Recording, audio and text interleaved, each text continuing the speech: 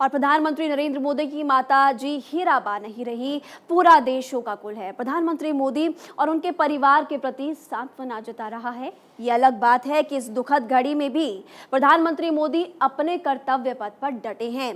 आज भारत 24 के सीईओ और editor in chief doctor Jagdish Chandra ने भी गांधीनगर में शोकाकुल परिवार के साथ सांत्वना जताई। प्रधानमंत्री मोदी की मां हीराबेन की मृत्यु के बाद आज एडिटर इन चीफ भारत 24 और फर्स्ट इंडिया के डॉक्टर जगदीश चंद्र उनके परिवार से मिले, संवेदनाएं व्यक्त की और अब हम जानते हैं कि आगे डॉक्टर साहब से क्या बात हुई उनके परिजनों की।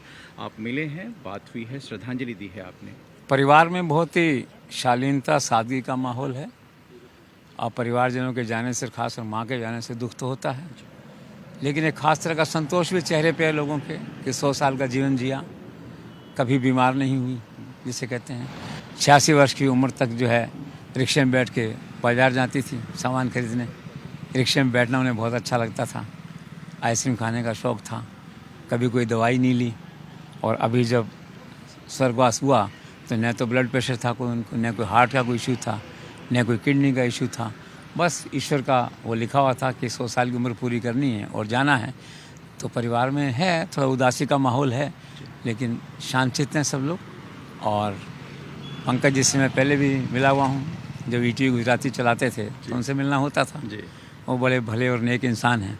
परिवार के लोग अंदर बैठे हुए हैं, कोई तामझाम नहीं है इस तरह का, कोई शो ऑफ नहीं है, और वे श्रद्धांजलि दे के बाहर आए हैं। सर, आज के स्थिति में प्रधानमंत्री मोदी की तरफ से कैसे उनकी मां को श्रद्धांजलि दी जा रही है, ये कैसे देखते हैं आप एक कर्मयोगी? नरेंद्र भाई के मन में या उनकी ओर से स्वर्गीय माँ के प्रति सबसे बड़ी श्रद्धांजलि ये है कि वो कर्मयोगी बने रहें, कर्म पथ पे चलते रहें। माँ की तपस्या और कर्म का जो तप है उससे बने हैं नरेंद्र मोदी।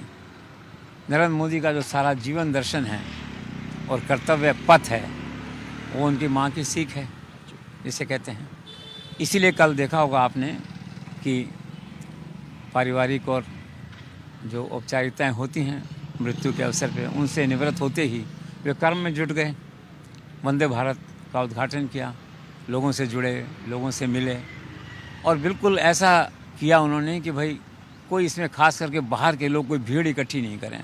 बाहर के मुख्यमंत्री, पीसीसी चीफ, पार्टी अध्यक्ष, और जिसे आप कहते हैं बीजेपी चीफ, कांग्रेस राज्यों के मुख्यमंत्री, ये सब कतार नहीं लगे, एक शो ऑफ इस तरह का नहीं हो। तो इसलिए जल्द ही उन्होंने क्रियाक्रम भी करवाया, अंतिम संस्कार हुआ। तो कुल मिला क्या है कि उनकी तरफ से जो सच्ची श्रद्धांजलि है वो है कि कर्म, जो माँ उनकी कहती थी, वे कर्म करते रहो, कर्म नहीं रुकना चाहिए जीवन में जो है। इसलिए गरीब के दर्द को समझते थे, और माँ ने गरीबी के माहौल में पाल पोस के बड़ा किया और शिक्षा ली उन्होंने।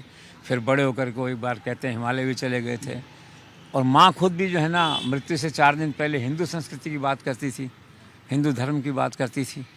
तो माँ का क्या है कि बस एक था कि राजनीति ये सबसे दूर रह के एक कर्म योगी बच्चे को सिखाना कराना। और माँ का दिल बहुत बड़ा था।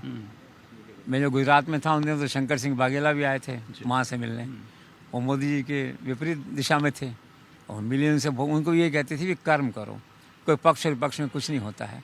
तो मोदी जी की तरफ से माँ को सबसे बड़ी श्रद्धांजलि यही है कि कर्म योगी हैं, बने रहें, राष्ट्र की सेवा में जुटे रहें, इसी कर्मयोग को आगे बढ़ाएं। और यही नरेंद्र भाई की तरफ से अपनी स्वर्गीय माँ को सबसे बड़ी श्रद्धांजलि होगी। सर, आपने देखा होगा और आपने खुद भी कई बार जिक्र किया है कि नरेंद्र मोदी के मां के देहांत के बाद लगातार ममता बनर्जी हों, राहुल गांधी हों, अंतर्राष्ट्रीय नेता हों, नेतन्याहू हों, तमाम अंतर्राष्ट्रीय और राष्ट्रीय नेता, चाहे वो सत्ता पक्ष के हों या विपक्ष के हों, उन्होंने सोशल मीडिया से लेकर व्यक्तिगत श्रद्धांजलि अर्पित की है। इसे कैसे देखते हैं आप? आपने एक बहुत अच्छा सवाल पूछा है कि अंतर्राष्ट्रीय जगत से बहुत श्रद्धांजलि आई। अमेरिका के राष्ट्रपति ने, दूसरे कई देशों के प्रधानमंत्रियों ने फ़ोन करके संदेश भेज के अपनी सांत्वना व्यक्त की। तो मैं इस विषय पे कहना चाहूँगा कि आज नरेंद्र मोदी का जो व्यक्तित्व है वो भारत से ज़्यादा विदेशों में बन गया है। कितने आश्चर्य की बात है। उनकी इंटरनेशनल जो उनकी जो पर्सनैलिटी है वो उनकी डोमेस्टिक पर्सनैलिटी को ओवरराइड कर रही है, ओवर रूल कर रही है। एक तरह से ओवरराइड करिए, आप समझ लीजिए कि वो ज़्यादा बड़ी हो गई है। ये एक सुखद विषय है भारतीयों के लिए कि भारत के प्रधानमंत्री का व्यक्तित्व, आज देश में उनका जो व्यक्तित्व है, उनकी लोकप्रियता है, उनका जो स्टेटस है, उनका जो करिश्मा है उससे कहीं ज़्यादा बड़ा करिश्मा और बड़ा स्टेटस है ना विदेशों में उनके बारे में।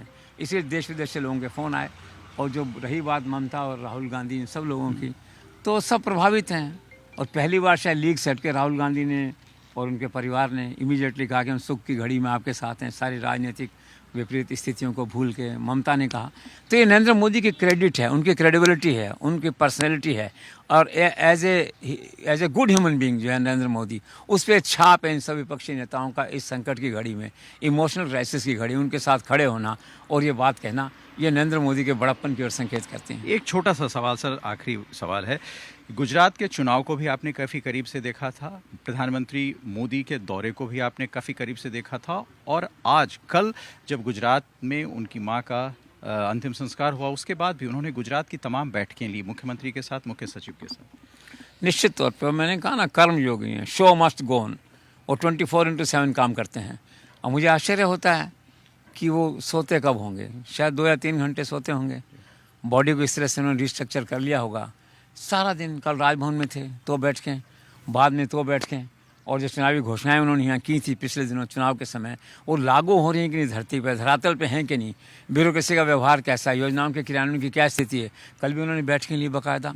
तो हर कोई प्रभावित था इस बात से कि कैसे मन को समझाते होंगे। एक माँ के स्वर्गवास के बाद उसी दिन आप कर्म में जुट गए, आप अपने काम में वापस लौट आए। अब ये उनका बड़प्पन है, उनकी क्षमता है और उनका कमिटमेंट है काम के प्रति। वो जो कर्म वाली बात है, उन्होंने भी सोचा होगा माँ के प्रति सबसे बड़ी श्रद्धांजलि मेरी यही होगी कि मैं कर्म आज भी करूं।